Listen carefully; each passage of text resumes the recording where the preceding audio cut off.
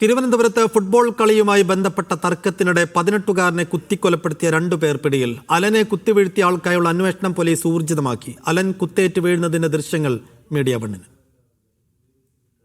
Thiruvananthapuram പൂജപ്പുരയിൽ football മത്സരത്തെ തുടർന്നുണ്ടായ സംഘർഷമാണ് 18 വയസ്സുകാരൻ അലന്റെ ജീവനെടുത്തത്. ഇന്നലെ വൈകിട്ട് ഒത്തുതീർപ്പ് സംഭാഷണത്തിനായാണ് രാജാജി നഗറിലെയും പൂജപ്പുരയിലെയും സംഘം തൈക്കാട് ശാസ്താംകോവിലിന് സമീപം എത്തിയത്. സംസാരിക്കുന്നതിനിടെ പൂജപ്പുരയിൽ നിന്നുള്ള ആളുകൾ രാജാജി നഗറിലുള്ള കുട്ടികളെ തടഞ്ഞു. സ്ഥലത്ത് നിന്ന് മാറിപ്പോകാൻ അലൻ ആവശ്യപ്പെട്ടതാണ് പ്രകോപനത്തിന് കാരണം. ഹെൽമറ്റ് ഉപയോഗിച്ച് അലന്റെ തലക്കടിച്ച് വീഴ്ത്തിയ ശേഷം നെഞ്ചിന് കുത്തുകയായിരുന്നു. അലനെ സുഹൃത്തുക്കളാണ് സ്കൂട്ടറിൽ ആശുപത്രിയിൽ എത്തിച്ചത്. അലനെ ആക്രമിച്ച സംഘത്തിലുണ്ടായിരുന്ന 2 പേരെ ഇന്നലെ പോലീസ് കസ്റ്റഡിയിലെടുത്തിരുന്നു. ഇതിൽ ഒരാൾ കാപ്പാക്കേസ് പ്രതിയാണ്. അലനെ കുത്തിയ ആൾക്കായുള്ള അന്വേഷണം പോലീസ് ഊർജിതമാക്കി. 5 പേർ ചേർന്നാണ് അലനെ ആക്രമിച്ചതെന്നാണ് FIR.